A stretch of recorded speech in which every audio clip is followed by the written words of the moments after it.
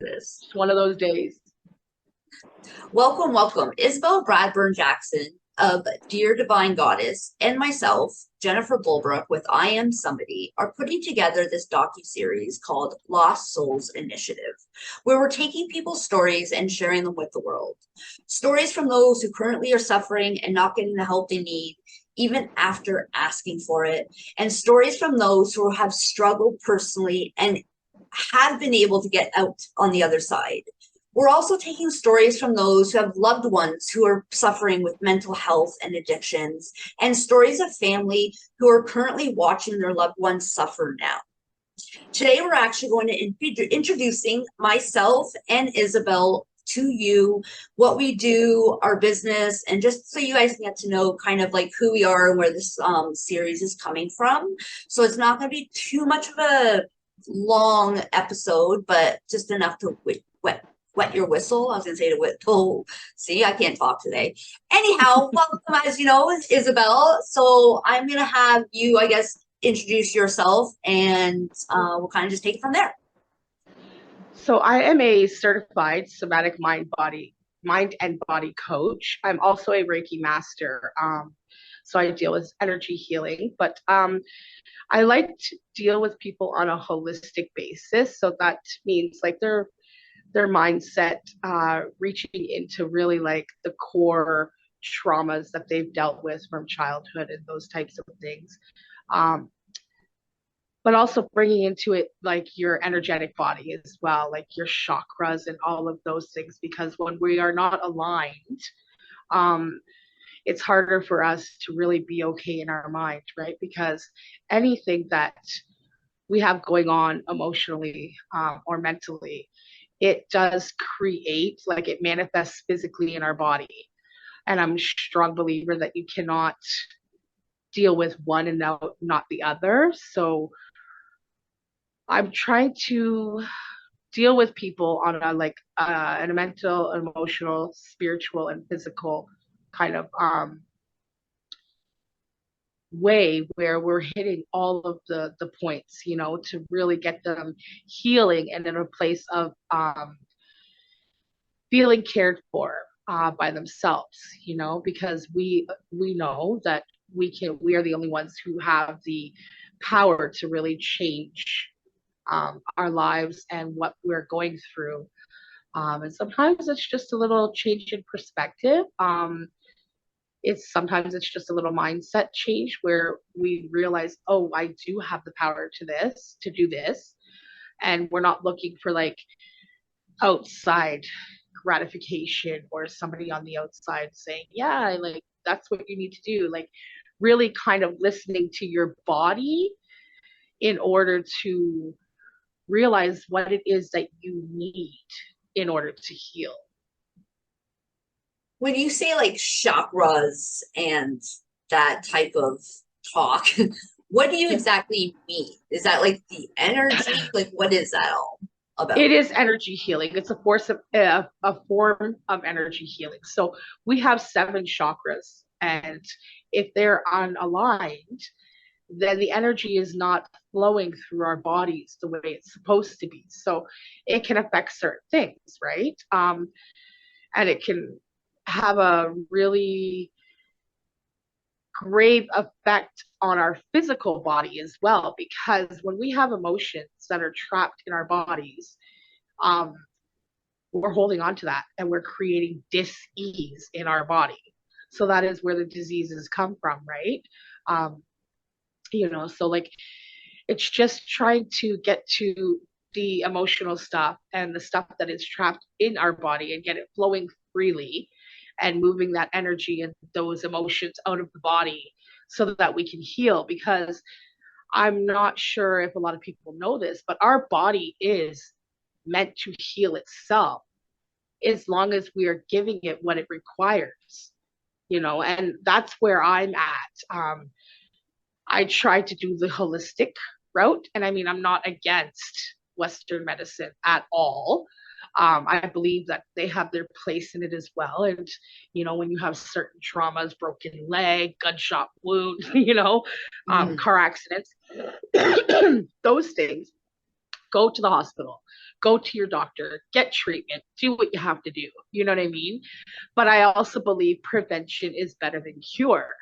So if we are doing things to nourish our body properly, then we won't have to deal with the dis-ease in our bodies. So if we all started really listening to our bodies, then we could detect easier what it is that we need or what it is that we're going through. You know, I think we are so concerned by what's going on outside of us that we miss all of the red flags or um, little messages our body's giving to us. And that is how things get really bad or get to the point where we're needing medical attention for things, right? Right. So yeah, it's just like a combination of all of it together holistically, dealing with each human holistically. I love that. So do you do like crystals and like that smoke stuff? Smudging, yep, yep, yep. I deal with Okay. crystals, I deal with smudging. I do a lot of kind of like therapies with essential oils. Because those we also know, right? There's also color therapy, there's sound therapy, and these are all things that we can bring into our lives that are going to help us, right? Also, just like mindfulness, yoga is great, meditation is amazing. Meditation has really helped me deal with my anxiety and my insomnia because of anxiety. Um, these are all ways that we can feed our souls and feed our bodies and really take care of ourselves. You know, I know a lot of people are like, oh, I don't have time for it. But yeah, you do, because you spent 10 minutes on TikTok. That's 10 minutes you could have been meditating. Yeah. You know, you spent 3 hours on Instagram. Well, that's 3 hours you could have been really, really taking care of you. You know, you could have been meditating, you could have went for a walk, you could have made a smoothie, you could have done a million things in that Yeah. time, right? It's just about what we are prioritizing. And I think that is a huge thing in our society because we're meant to take care of, we're trained to take care of everything and everybody else and have nothing left for ourselves. So I'm trying to switch that narrative with my clients and make it so, like, be selfish, because it's not selfish to take care of you first. It's necessary because we cannot pour from an empty cup, right? And if we are going to take care of other people, we have to take care of ourselves first. Mm-hmm. It's necessary, you know? Yeah. I love that. I love the work that you do. I don't know a whole lot about it, as you can tell, because I say smoke stuff and that. But like we've talked about, you and I are gonna do a session, and so I can really get a feel of it. I've always been kind of curious of what it was like, but I won't lie, for the longest time I thought it was kind of like woohoo and like a little like out there, I guess. But the more that I've opened up just my curiosity with things instead of judging the stuff, I'd rather experience it and get to know it. And so that is where I'm coming from when it comes Well, to. we get that a lot, right? Because it is like considered woo woo, and people are like, oh, that woo woo stuff. And I get it, I understand it, right? Mhm. But that is because people are ignorant about it. They don't know. They don't have understanding of it, right? And if they really went into it and experienced it like I experienced it, or even researched it like I researched it, Mhm. then they would have a greater understanding of it and really see the science behind it, because a lot of people are like, oh, it's just woo woo, there's no science, and Yeah. people believe science, and I understand it, I get it fully, right? No judgment from me. I was that person years and years ago, Mhm. but there is great science behind it. Like, my mom deals with osteoporosis, and I bought her a grounding mat, and she used to be in pain all day, every day. She sleeps with that grounding mat under her feet every night, and that woman is walking like she is 10 years younger. So the proof is in the pudding. Yeah. Do you know what I mean? Yeah.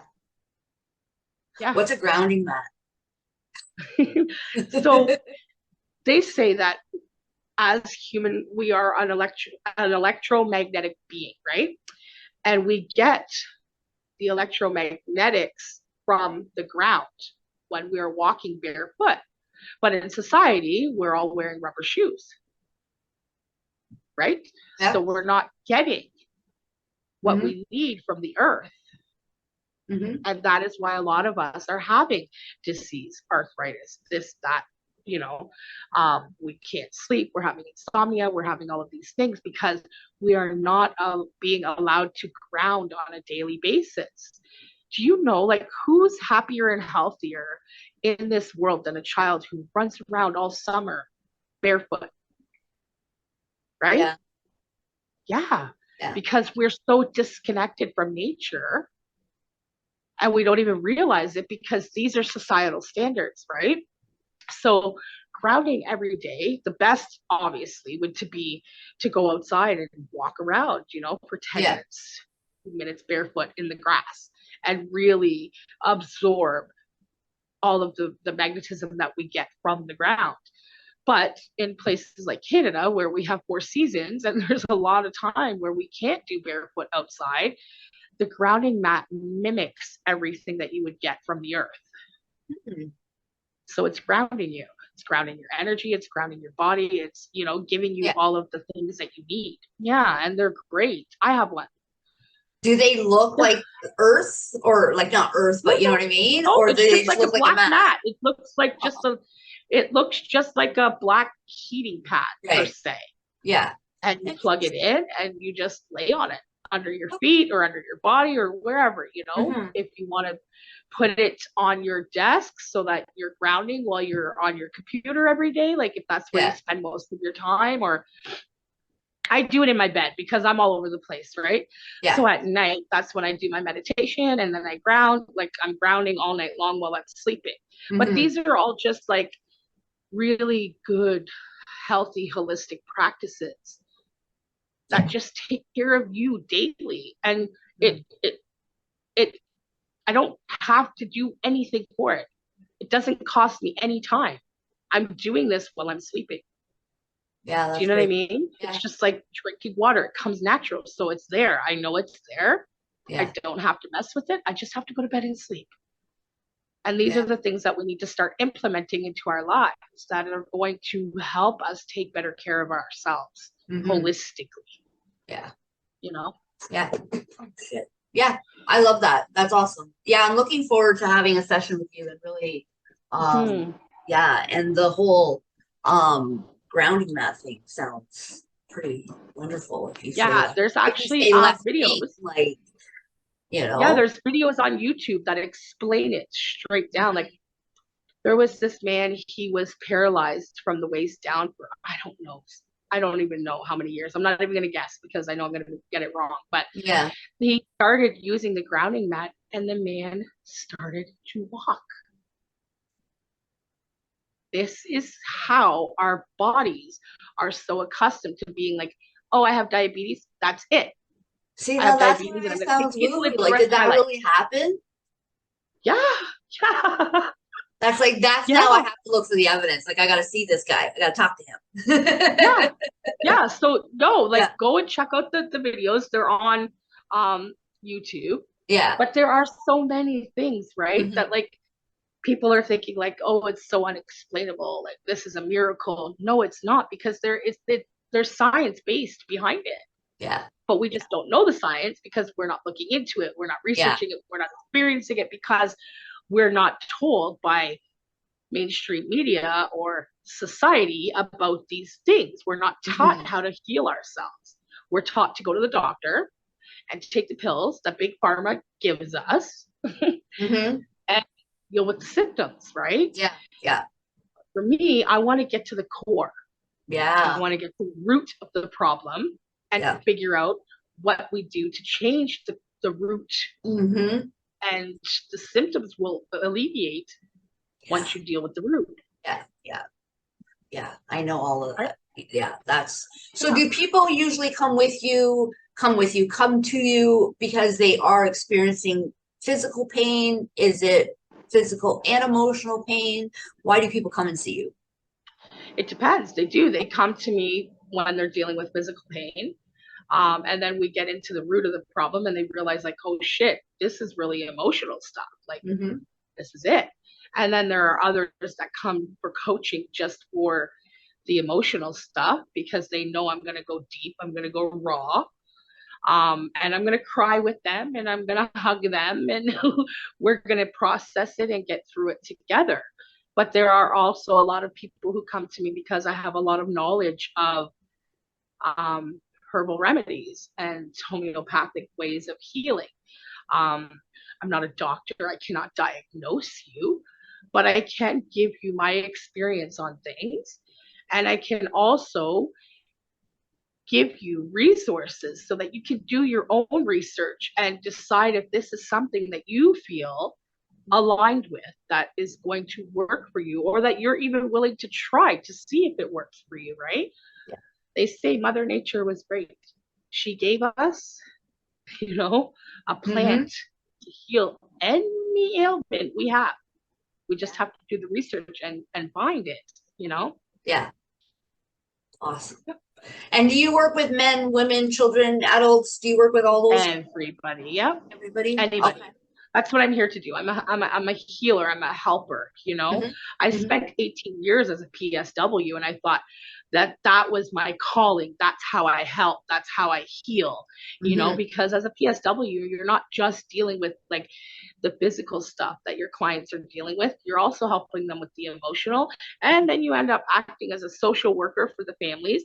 But you're also feeding them and cooking for them and nourishing their bodies, right? So I thought for many years that was my calling, but then I had a really scary bout with vertigo where I'd almost dropped a patient who was 96 years old.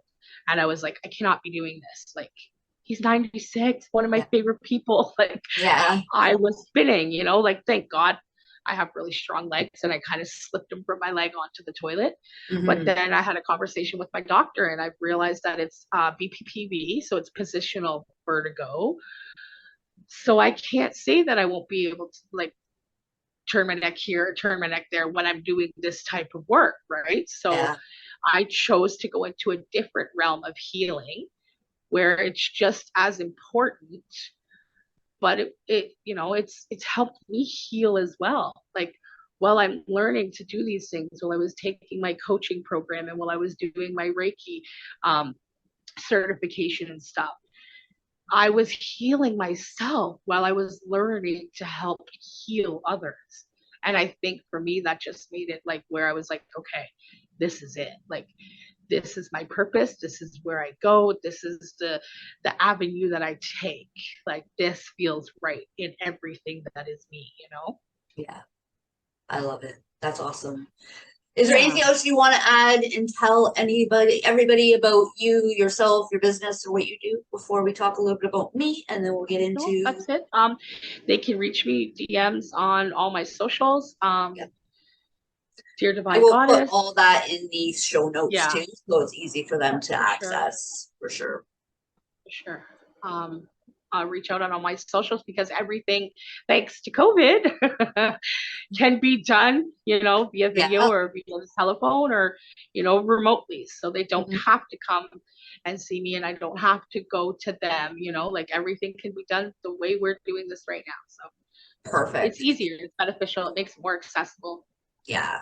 Do you offer in person too, whether you go them or they go to you? Do you offer any of that right now or no? Um, I will offer going to them. I used to do Reiki sessions and so in my home, but then I realized that it's a lot of energy that is left residually in my home, and my home is my comfort and my Yeah. home is where my son lives. So right now I'm not doing it in my home. I'm actually looking for a place that I can do sessions maybe once a week or so, like Mm. like a spa or a place that offers these kind of different practices, right? Yeah. But yeah, Yeah. I'm looking into that. Nice, nice. I might have a couple places in mind, so we'll talk about that. Ooh. Awesome. Yeah. Awesome. All right. So I guess we'll talk a little bit about me and what I do, and Mm. then we'll talk about Lost Souls Initiative docuseries and really what the point about all of this is. So hey guys, as most of you know, or some of you know, I am Jennifer Bulbrook. I am a certified mental health reality coach, and I coach on all things real, including mental health and reality TV. I have a business called I Am Somebody, and I chose that name because everybody always asks me like why I am somebody. So I'm just gonna get that out of the way. So I am somebody I put out there because for the longest time I felt like I didn't matter. I felt like I was nobody. I felt like you had to be somebody if you were, if you were on, you had to be on TV, you had to be rich, you'd have to be really known and popular in order to be somebody. And I had a friend who always would tell me, like, you're somebody, like, you don't have to have all that, you're Jennifer fucking Bulbrook, and remember that. And so that's where I am somebody kind of came from, because I know I'm not alone in thinking these thoughts or used to think those thoughts. So I know there's lots of people out there that do. So I just want people to remember that they are somebody, and it doesn't matter their mental health, it doesn't matter their religion or their financial status or any of that jazz. And so with all of that, what do? So I help humans suffering with depression, anxiety, and addictions, and really to overcome the barriers and take back their control, all while building one's self-confidence. And so if you're someone who is, wanting to participate in like social events and want to go and hang out with friends, or, want to like go on a trip, but your anxiety gets the best of you and you just can't do it. Well, work with me. You'll have me by your side. We work through the processes. You'll have my number, and so if you want to get on that plane, or if you want to go on a social thing and you just need me there just to kind of breathe with you and like just, talk with you and stuff, you always got me. And so I really help my clients really get through the anxiety part of their battles, and that whatever it may be. I also help people with bouts of depression, and so really taking back their control over it. A lot of times people's depression get in the way and they have to take a lot of time off work, or they're not able to leave their house or even their bed at times. And so again, you'll have me there to give you the tools, some support, and really help you overcome depression and those barriers, and so really get you to stop living your life and just continue living it. And the same goes with drinking. Like I help everybody with their drinking, whether you want to quit, whether you want to manage it, you have me. I'll teach you the tools. I will help you develop an individualized drinking plan if you want to learn to maintain your drinking. It doesn't have to be an all-in-one thing for everybody. If you want to be able to learn to manage it, you can have that. So don't think you're going to come to me and it's going to be like an AA approach. It's really nothing like AA. Yeah, and there's no judgment. There's lots of different things that are just not like AA. So if you're somebody who wants help and feels like AA is not for you, not stopping drinking altogether isn't for you, and come see me and we will work something out. I'm actually in the process of launching a 6-month put the cat back on the bottle program. And so whoever joins when I have that launching, it's going to be like my pilot one. And so what I'm thinking of what I'm going to do is have anybody who joins now gets a second round for free. So you have a whole year to work with me. And basically I've taken all the material that I've worked with my clients over the last couple of years, and I put it into a program, and so kind of condensed it all. So majority of my clients have learned to manage their drinking and go strong within the first 3 months or so. So to have me for a whole year is like, it's just extra spice in your thing, right? Yeah, And that's then what I great. was thinking is having them come on as mentors and helping with upcoming classes and stuff. Like I have all these ideas. So Absolutely. yeah. So anyway, that's, but I'm not only somebody who just coaches. Like I have experience personally and background with experience. Like I was a child and youth worker for like I don't know, 12 years or something. And I worked in a law office for like 7 years. And so I have a lot of history of helping people in different forms and such. And I was gonna go with somewhere with that. Now I don't remember what, but I have personal experience as well. So I have been, diagnosed with so many different things. I could probably write my own medical dictionary, from like depression, anxiety, bipolar, borderline, like you name it. It seems like I was diagnosed with it, and so I can definitely relate to a lot of people that come to me in one way or another. And I was really, a lot of people look at me and they're like, there's no way that you had a really bad drinking problem, so forth. But I was somebody who has like bottles of vodka laying around my house, like hidden in a boot, hidden in the back of the silverware, anywhere where I didn't think anybody was going to go. In that drawer, there was alcohol there. And, there's times where I couldn't leave my bed for months on end because I was just so depressed, and I would drink in bed. And then there was times where my anxiety was so bad, like I didn't live the life I really wanted to live up until a couple of years ago.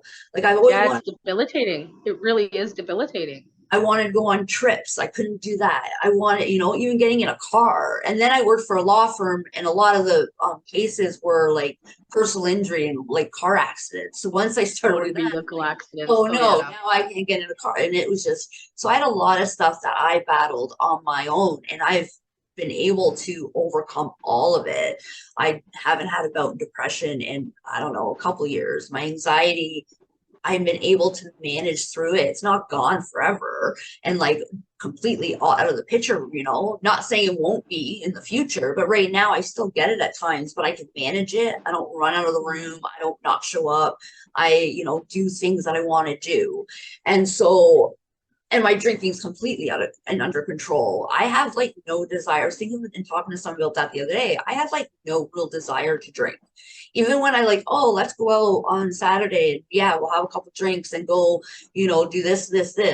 And then I sit there and I'm like, but do I really even want to drink? Like I'll probably just end up having you still go, but you're not finding the need to drink anymore. Like I have no desire, no physical desire, no emotional desire to drink anymore. And I never would have thought that that would have ever been me. And I noticed how much my confidence has skyrocketed throughout all of this. And so now I'm like, not only have I overcome so much, I now help so many other people overcome their depression, their anxiety, and their alcohol problems. And it's amazing for me to be able to like watch that journey, because I remember you when you were younger and you were struggling. You reminded me of a mouse, because you were as meek and as quiet as a mouse, because you were holding all of that inside. And it's like I saw your worth more than you did. And it's like I knew this was in there. And to see you come out like, you know what I mean? swinging. I cannot believe, Jen, that you do not have a dependence on alcohol, and you did it on your own. Like, it's so crazy to me. You know what I mean? Like, you did all of this on your own. You taught yourself how to do this. Yeah. And I think it's amazing that you are extending that and you're teaching others now. I think it's beautiful. That's like the power of coaching. Like I, went to AA and I went to, detox and rehab, and I did all those things, and and therapy and all that. And although sometimes I felt a little bit better in that, I never was where I wanted to be. I was never ever had a control over my drinking. I never ever had a control over my depression or my anxiety. And so just learning the tools that I've learned and what I now teach I was going to say my students, but my clients is, it's life altering shit, and it's powerful stuff. And it's not even that difficult. It's like the steps isn't that difficult. When I tell people, they're like, really? I'm like, yeah. I said, you just have to practice and have some patience and, and blah and all that other jazz. You know what I mean? And get out of your own way. get out of your own way. And Yeah. like you said, like I was like a mouse. Like I had all this stuff I wanted to say, but I was so busy worrying about what other people would think and say. So then I would drink, and then I wouldn't even say really what I wanted to say, because now I'm just like a drunken mess, like and Yeah. so it would backfire. The drinking would always usually backfire on me. And Yeah. I always wanted to speak and say stuff. Didn't matter what it was. It could be just as simple as, I don't know, like I watched something on TV, whatever, or it could be something as important as, mental health crap. And I would never say anything just because I was always worried about what other people would think.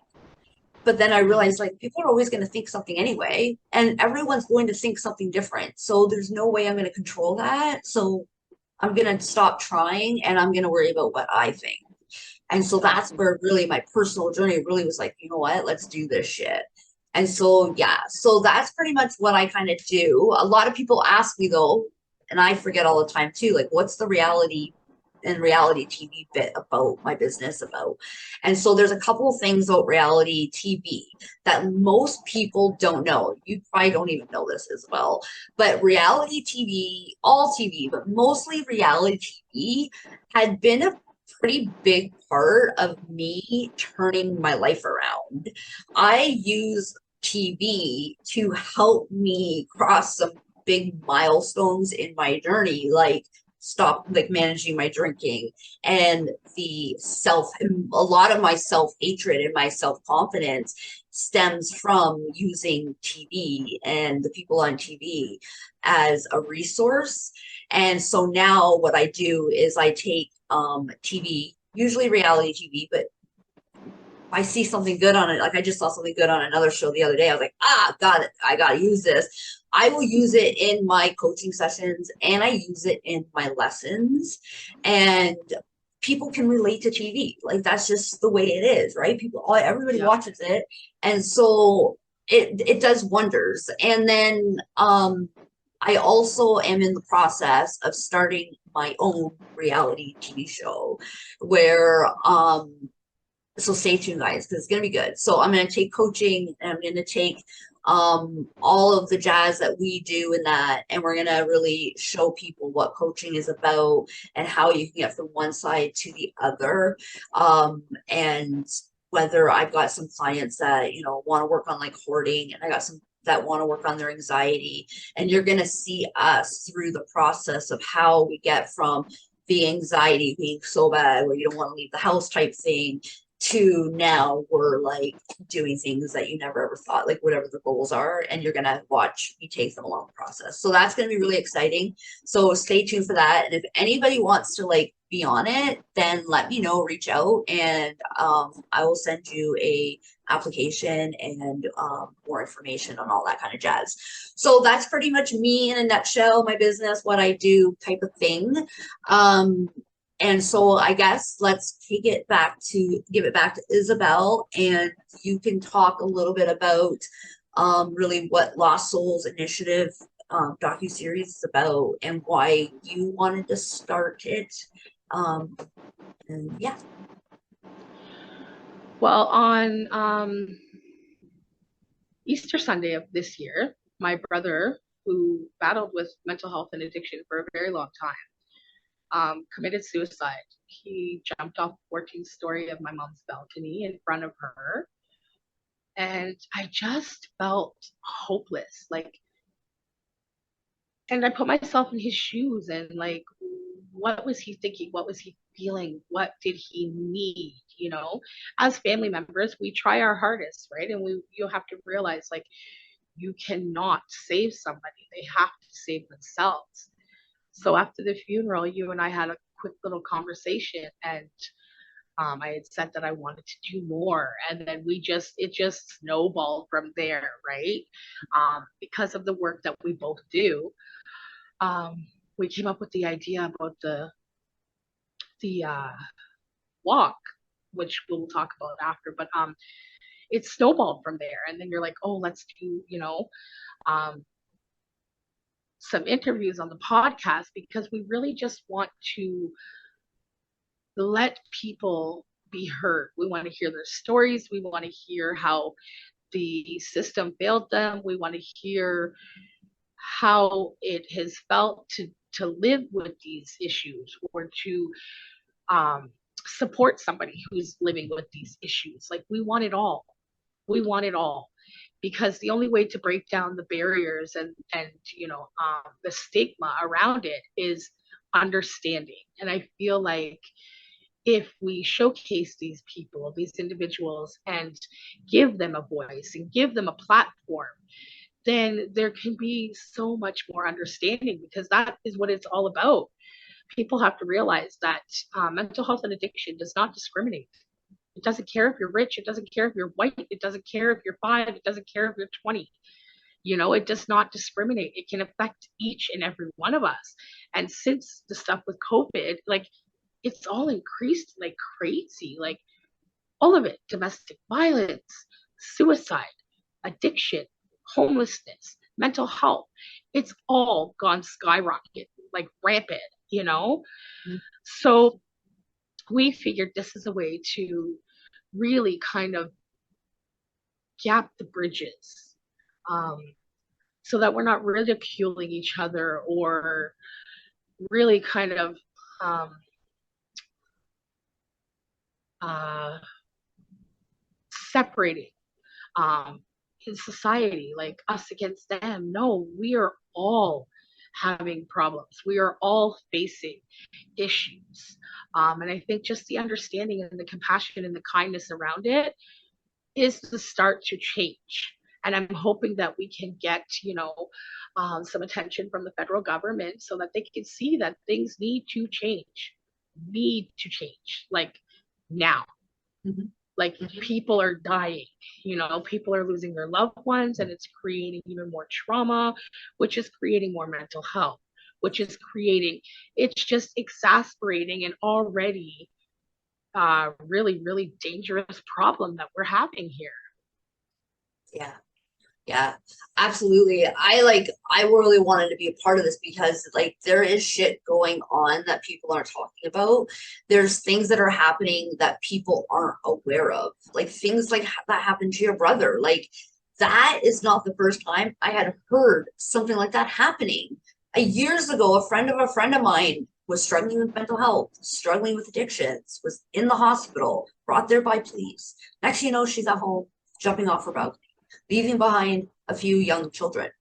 Like, are you kidding me? Like, and now it's happening still to this day. Like, it's like you would have thought there would be something to now prevent that from happening. That happened years ago, and nobody knows about that. Nobody's talked about that. And it's still happening. Why? Because no one's talking about it. Why? Because people aren't, I don't know why. People are Because scared. they feel like they are alone in this, and that they don't have They a feel help. like They don't have a leg to stand on. They they don't feel, know where to go. They don't know where to access the resources. you They know, don't know who to reach out to. they're scared. They've already gone there for help and they were denied. So now what are they going to do? Who are they going to ask for help now? They're just going to be denied. And so there's so many things that we need to look at. I wanted to bring on a variety of people with this series because we all struggle in a different way. Things are going to show up for us differently, and it's good to be aware. It's good to know, and to know you're not alone, because some little piece of a story of one person you may resonate with. You may now be like, oh, that sounds kind of like my sister or my brother or my kid or my dad. Maybe I should have a little more compassion towards them instead of judging them. Right. And so, like, just know you guys aren't alone. And that's like the real big reasons why I wanted to do this.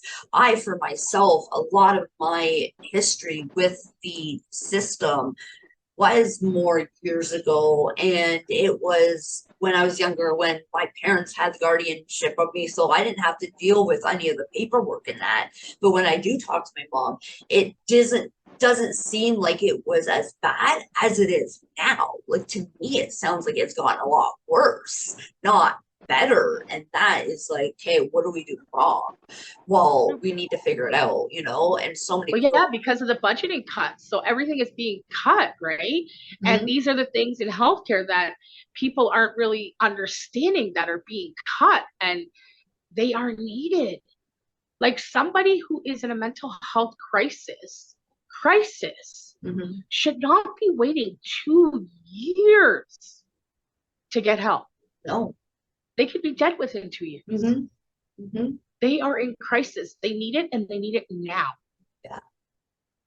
Yeah, and I don't think there's a one size fit all type of solution. No. But I do think that you can start somewhere. Like, why not see about hiring, like have the city hire somebody or a few people to go out to the place to the areas where they're living outside and get them some mental health, you know, counseling, coaching.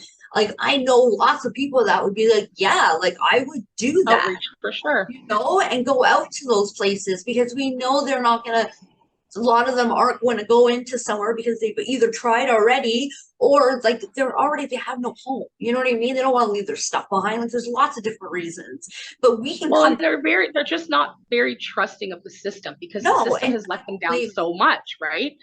So when Yes. they're going into a place where it feels very, you know, the word I'm looking for here, I'm losing it. Very institutionalized. Mm-hmm. They're not trusting of it. They want everyday people that they can relate to, that have been there, who've done that, Mm-hmm. who have dealt with the issues that they are dealing with, right? Where they're like, And just yeah, like have you've been there, you know compassion. what you're You may talking not about. always have to, like, you don't always have to be there to have the compassion and to listen. That's all you No, need to do is listen to these people and ask them what it is that would most benefit you. And they will tell you what it is they absolutely. need. So why are we not doing that? You know what I mean? Exactly. The government is asking the people who already have houses and are living there, going, well, what do you think? We don't care what they think. They already have a fucking house. Like, Yep, we exactly. want to hear from the people who are struggling right now for whatever Suffering, yeah. reason. And I know there's a lot of people out there who might have, you know, not have a home and they're not addicted to anything. They may not even have necessarily have mental health issues. They just might have, you know, lost their job in that because things are tight right now. So don't be so quick to judge either. And even if they do have a drug Exactly. problem or they have mental health problems, who fucking cares? Don't judge them either or. There's a reason for that, though. They are trying to numb out. These people are using drugs to numb out and to self medicate from mental health issues or to self medicate from traumas. They're not doing this because they just woke up one day and thought, oh, it would be nice to be a drug addict. Like, nobody wants to live that life. The circumstances they have lived through, the traumas they have endured in their life is what brought them to that place where they need connection. They have been abandoned. They have been shunned. They have been ridiculed. They have been judged. And this is what people are doing more of. They don't need more of that. They need somebody to open their arms and say, I don't care what you're doing. I don't care what you're going through. I care. I care. I see you. I hear you. How can I help? That is what they need. That is what they need. That is what every single one of us need. We all need connection. We all need community. We all need to feel like we matter. And we all need basic human necessities. These people are not getting any of it. Yeah. You know, us humans, all, if you ask everybody, all humans, they will always tell you, I want love. I just want love. I want Yep. to love and I want to be loved. We all want the same fucking thing, yet we are in so many shambles over so many other things. It's like, let's really look at the biggest picture, you know what I mean? And let's start really Exactly. just being there for one another without the judgment. And that's really like, Yes. you know, like you said, like people want to be seen in that and we need to see them like they are somebody, they're not nobody. none of us are nobody. And so we need to stop looking at people as if they are. It irks me when I hear that, it's the government's going to help, help you end your life, but they're not going to help you get a house. Like, Yeah. Like, and you know what I mean? Like, there's just articles that I've read that I'm like, there's you're so all much wrong with the system. You know what I mean? Like, you don't have to, like, it's just, yeah, but that's a whole other, for another thing. So my favorite saying, and I say it all the time, is everybody is somebody to someone. For sure. So when you're walking down the street and you see that guy who's, half hanging off the bench because he's high on fentanyl and he's dirty and he has nowhere to live and his skin is sunken in because he hasn't eaten in a week, that is somebody's person. He's that also a somebody father, that is somebody's brother, that is somebody's loved one. But he's also somebody, like, he's also a person. He's a human. And don't even, like, to me, it's like, you don't even need to look at, like, they have a loved one. Like, that person is a human. They were once a baby. They were once a child. They were, like, just like you and I. And so start looking at people as if they're human and stop looking at them because of what they look like or they're a problem, or because of where they work or where they live or whatever the case is, and start remembering we're all fucking human. Like, plain and simple. These individuals are not the problem. They are the symptom of the problem. Absolutely. Yeah, for sure. So that is, Lost Souls Initiatives is going to be, to sum it up, a collage of different stories and experiences from all walks of life, talking about their mental health, their addictions, the help that they got, the help that they didn't get, where they think, we could do to improve the system and all of that jazz. And so if any of you are like, you know what, I have a story to tell, I have an idea, even if you think that idea is small, share it, because somebody else, it might bounce their idea, and that idea next to could be a big idea. So there is no small idea. There's no stupid idea. So if you have an idea, if you feel like you have a experience, a story to tell, reach out to me, reach out to Isabel, and we will schedule you in to do it. If you are feeling like you have a story to tell, but you don't want to be physically seen, or you don't want to be the one to tell it, you are always welcome to write it down, give it to us. I will read it. Isabel will read it.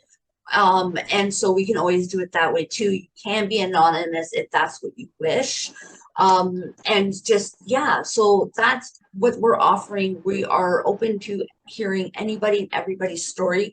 I'm not going to deny anybody to telling their story. Doesn't matter how big, how little, it's your story to tell, as long as it's, respectful and not, in any way harming anybody. Then I'm going to say, tell your story, and I will both allow you.